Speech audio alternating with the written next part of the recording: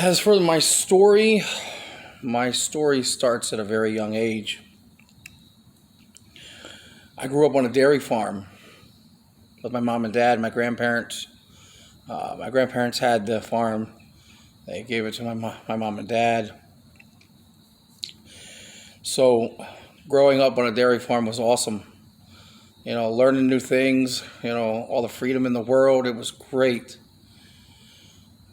until I got to be 10 years old, and that's when life started changing for me. As a farm boy, I had hip problems. I started having hip pain. And before the age of 15, I had 4 major hip surgeries. My hip socket was turning out, and they had to put pins in to stop it. Both hips went. So like I said, in elementary, in 4th grade and 6th grade, I was wheeled around in the elementary. My grandmother took me to school, brought me home, took me to school, brought me home because I couldn't ride the bus. So it was, it was rough. I couldn't play with the other kids when the recess. And 7th and 8th grade, the other surgeries, I was on crutches. Again, couldn't go on the bus, taken to and from school. My grandmother picked me up. My mom worked. My dad had the farm, so it was rough. I was finally cleared my senior year to be able to play sports.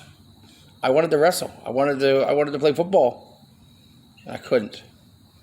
And that was very upsetting to me. But I accepted it. I had to. What else could I do? Physically, I just couldn't go. Once I graduated from high school, before I graduated from high school, I started training. I found wrestling.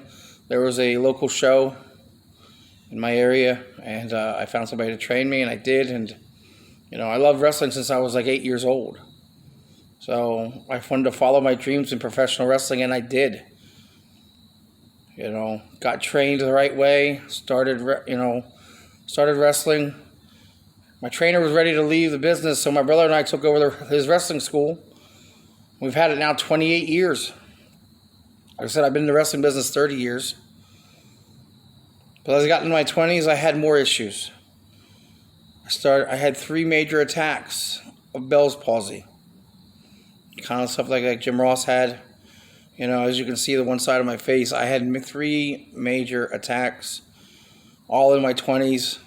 And that was rough. It was depressing. Just because of I couldn't whistle no more. I used to love to whistle. I couldn't whistle. Eating was a problem. Drinking was a problem.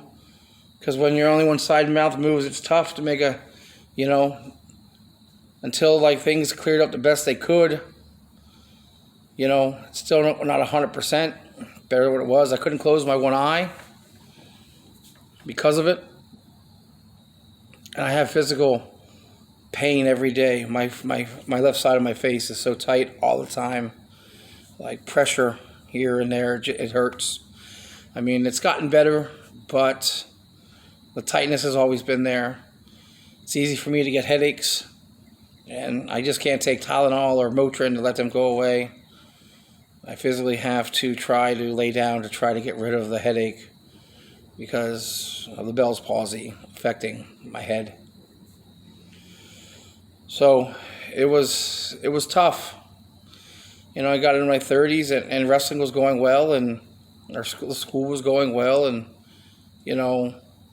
so my childhood was rough, but at the same time, it is what it is. A young kid just trying to adapt to the situation. I finally got to wrestle, but now I'm older here. I have my back's broken in 2 different places. My hips are shot, My knees are shot. They're bone on bone. I'm 48 years old. I need knee replacements. Doctor says I'm too young. I have a food addiction. I'm not afraid to admit that. I struggled with my weight all my life, and I still am. Trying to diet right, trying to eat right, to drop weight, because eventually I'm going to need surgery on my knees. I mean, I had to retire in 2018 because I had an abscess on my colon. They had to cut a section out of my colon. I still have a bag on to this day. Will it ever go away? I don't know. It's hard to say. Maybe. Maybe I can get it reversed. Maybe not. It might be something. And that has its pros and cons as well.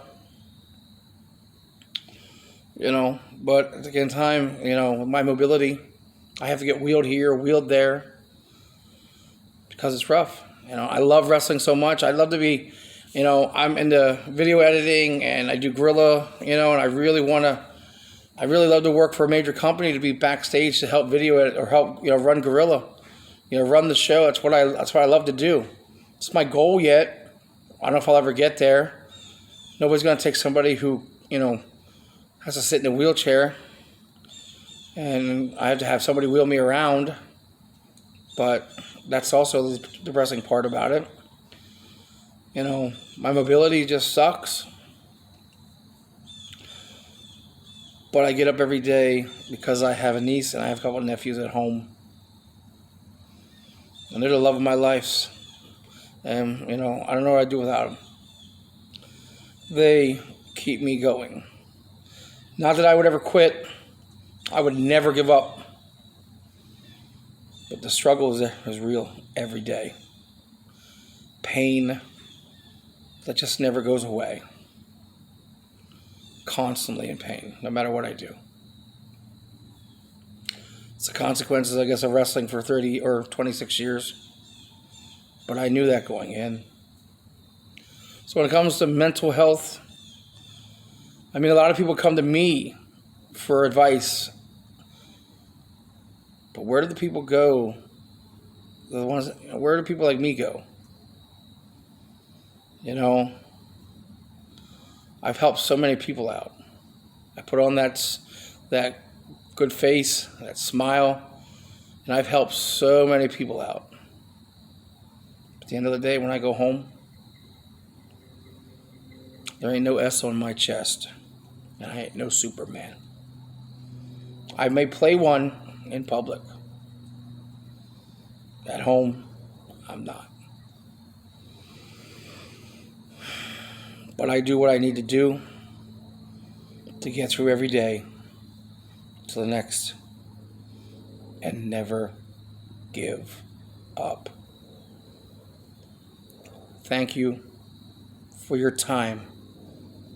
If you guys need anything else, please let me know.